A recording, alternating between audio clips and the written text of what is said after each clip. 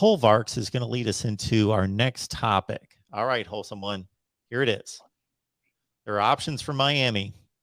The options Man, would be, do we hang tight and trust the ACC and stay here? Or do we look to the SEC? Do we look to the Big Ten? What would you do? What are you looking at?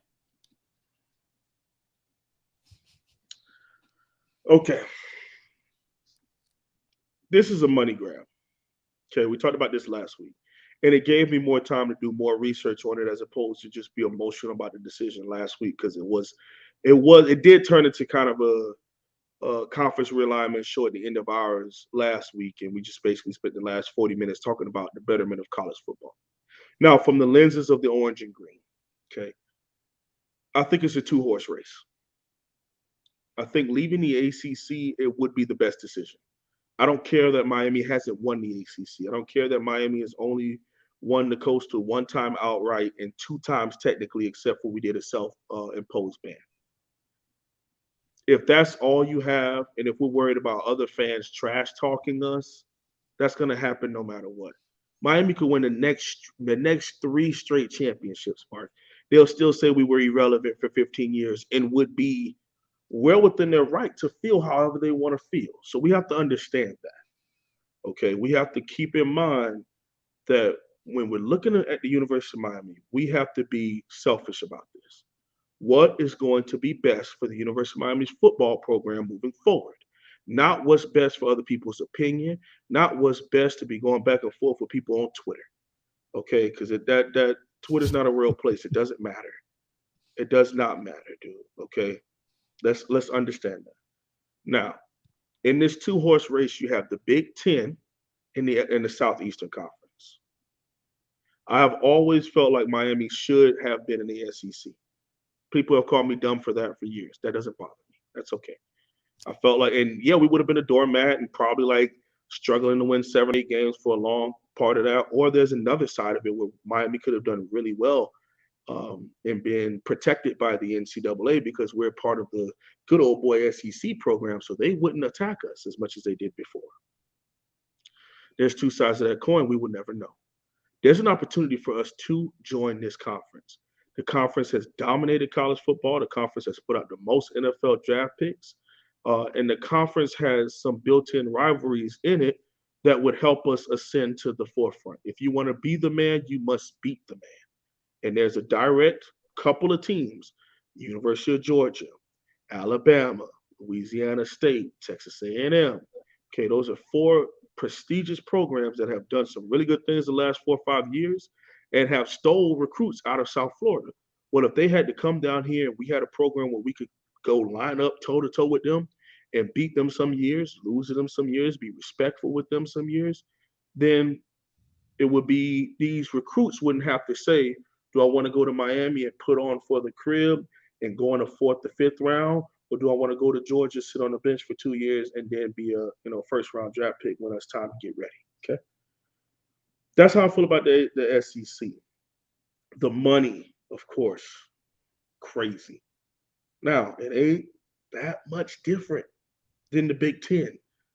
I understand a lot of people, and I get it. I get it. I'm from Miami, from Dade County. I get it. A lot of times we don't give a beep about nobody else. We only care about us in the crib in Miami, and I get that. But now living in here where I live in the realms that I am and going to games up here in the northern Midwest, they love their ball up here too. It's some quality football up here too. And Miami joining the Big Ten with the teams that they already have, talk about Miami versus USC, Miami versus UCLA, Miami versus Michigan, revenge against Ohio State, playing Michigan State.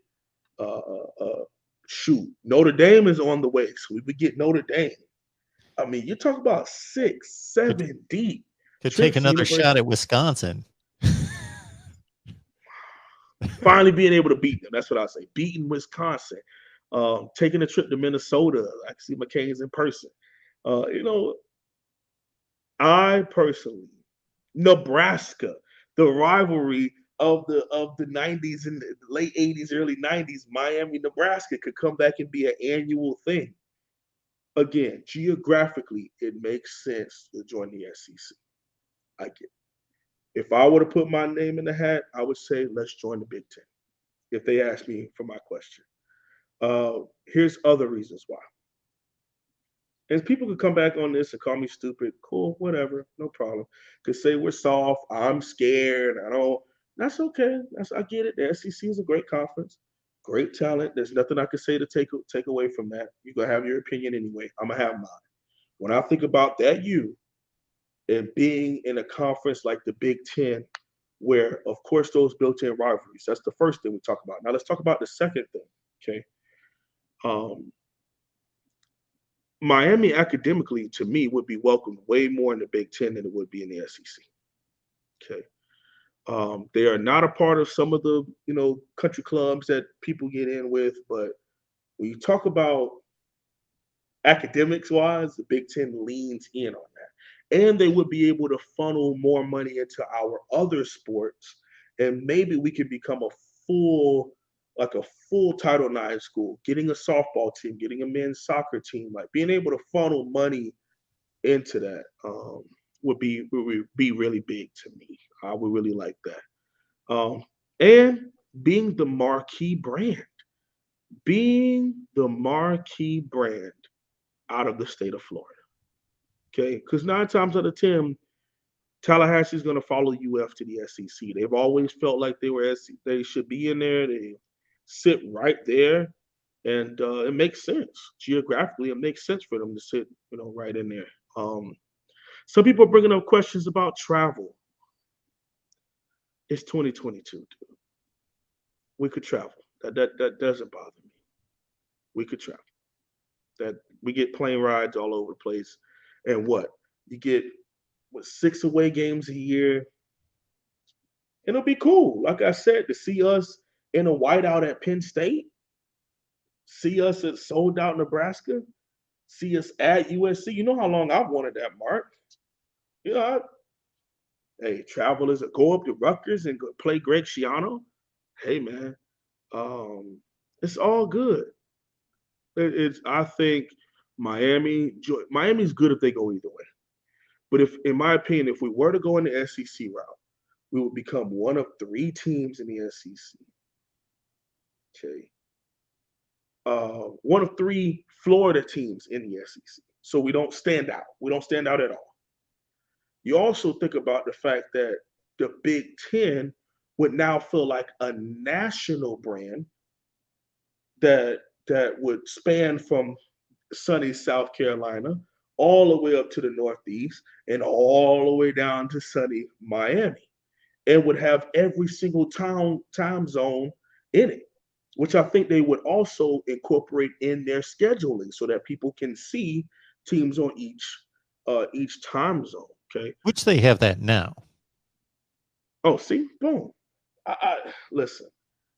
I understand all the thumbs down in some of those viewpoints. I get how people could look at it as, how do you not get it? Cold weather, it's freezing. I get it. I understand. Miami has also not played well in cold weather at all. It's usually a big thorn in our behind.